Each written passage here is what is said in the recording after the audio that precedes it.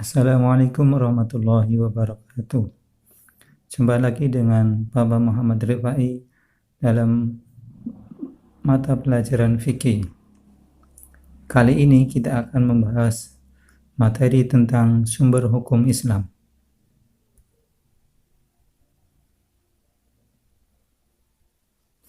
Sebelumnya, dalam materi ini kita harus mampu menguasai tentang kompetensi dasar. Yang pertama, kompetensi pengetahuan. Kalian harus mampu menganalisis sumber hukum Islam yang muttafaq dan mukhtalaf atau tidak disepakati. Yang kedua, kompetensi keterampilan. Kalian harus mampu menyajikan hasil analisis berupa peta konsep tentang hukum Islam yang muttafaq atau disepakati dan yang mukhtalaf atau yang tidak disepakati.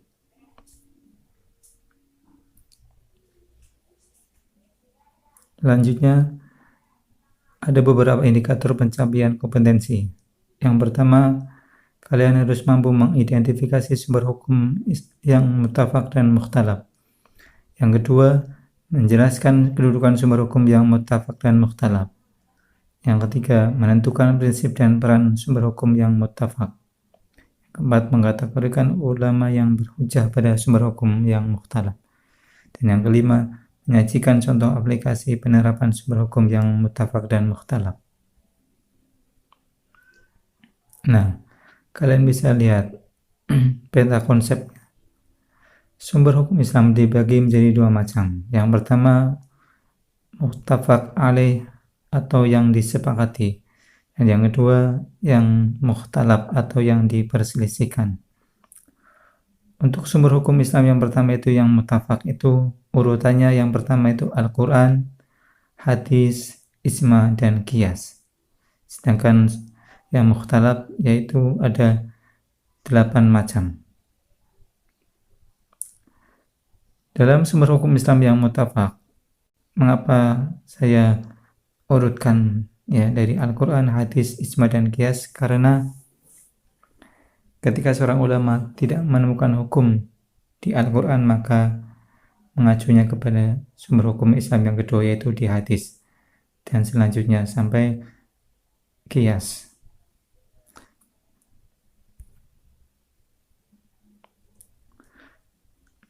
Sumber hukum Islam yang pertama itu Al-Quran,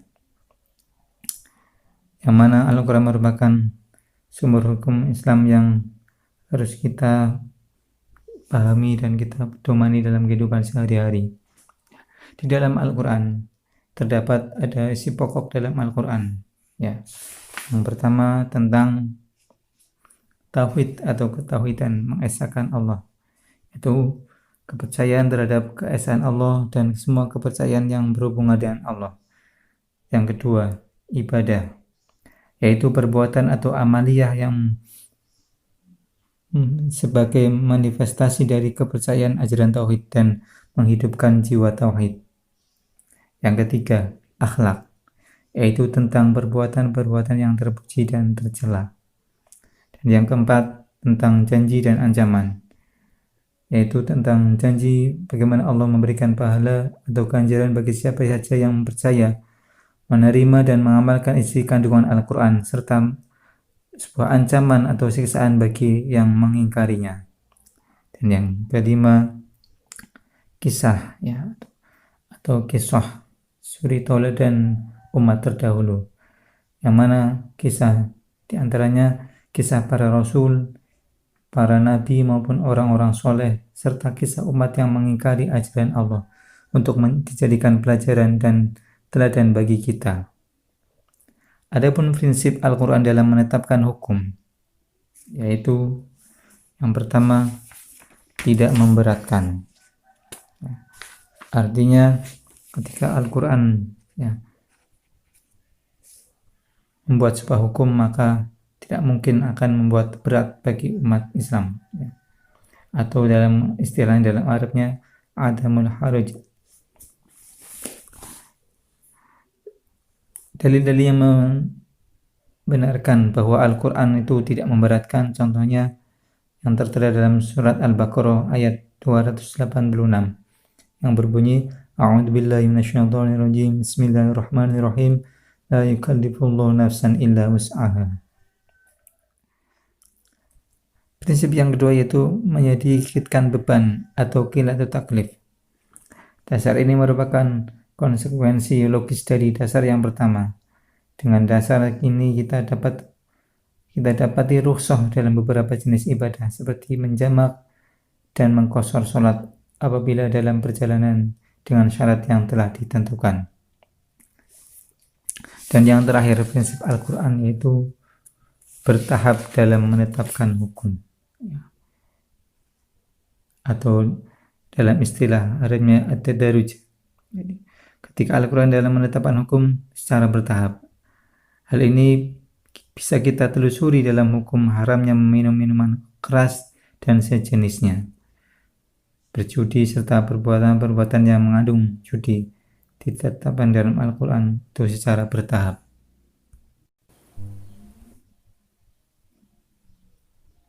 Sumber hukum Islam yang kedua yaitu hadis. Kita tahu bahwa hadis merupakan sumber hukum Islam yang kedua, ya, dimana penjelasannya atau arti dari hadis sudah kalian tahu sendiri, ya. Sedangkan hadis itu ya ada kalanya hadis uliyah, fi'aliyah atau takririyah. Fungsi hadis dalam Al-Quran yang pertama sebagai bayanu tafsir atau penjelas hukum, ya. Jadi ketika dalam Al-Quran ada sebuah hukum yang belum jelas, maka hadislah yang memperjelas hukum tersebut. Yang kedua sebagai penguat atau takkid, ya. Dan yang terakhir sebagai pembentuk hukum baru atau tasyri'. Dalil Al-Quran yang menyebutkan bahwasanya hadis merupakan sumber hukum Islam yang kedua yaitu sebagaimana tertera dalam surat Al-Imran ayat 32. A'udzu billahi minasyaitonir rajim. Qul athi'u Allah wa rasulahu wa in tawallu fa innallaha la yuhibbul kafirin. Katakanlah, taatlah kalian kepada Allah dan Rasul-Nya. Jika kamu berpaling, maka sesungguhnya Allah tidak menyukai orang-orang kafir. Quran Surat Al-Imran ayat 32. Adapun dalil hadis yang menjelaskan hadis merupakan sumber hukum yang kedua yaitu sebagaimana hadis yang diriwayatkan oleh Imam Malik yang berbunyi, taraktu fikum amroini lam tadillu ma tamassaktum fihima kitaballahi wa sunnatan nabiyhi. Aku tinggalkan dua pusaka untukmu sekalian, yang kalian tidak akan tersesat selagi kamu berpegang teguh pada keduanya, yaitu berupa kitab Allah atau Al-Quran dan sunnah Rasulullah. Hadis riwayat Imam Malik.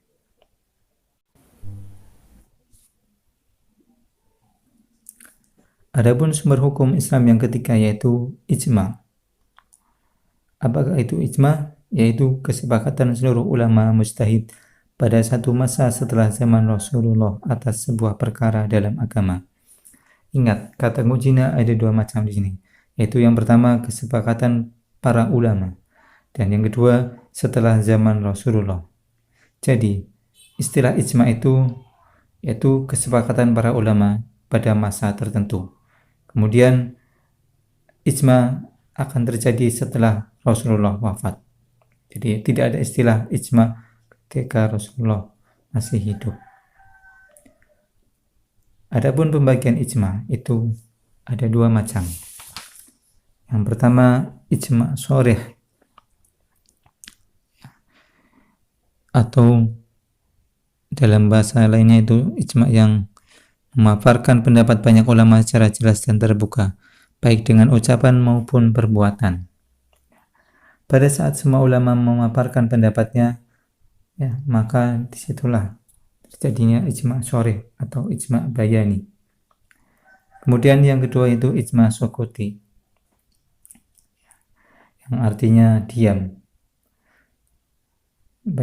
Yaitu sebagaimana mujtahid memaparkan pendapat-pendapatnya secara terang dan jelas mengenai suatu hukum, suatu peristiwa melalui perkataan atau perbuatan, sedangkan mujtahid yang lain tidak memberikan komentar apakah ia menerima atau menolak ijma, maka ijma ini dinamakan ijma sukuti.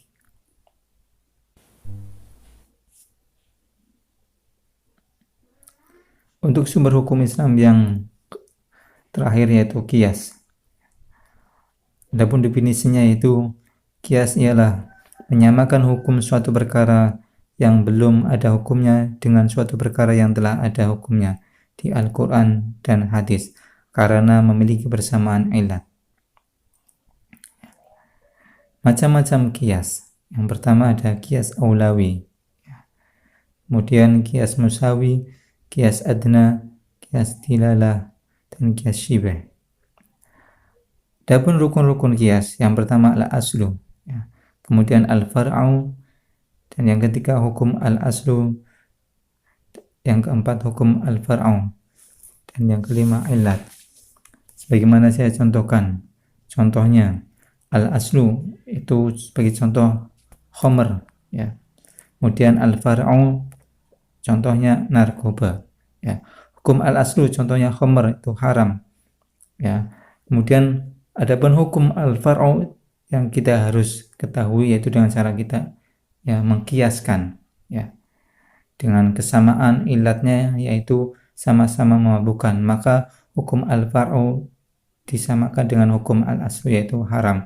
Jadi hukum khamr, ya, dengan narkoba itu hukum semuanya haram.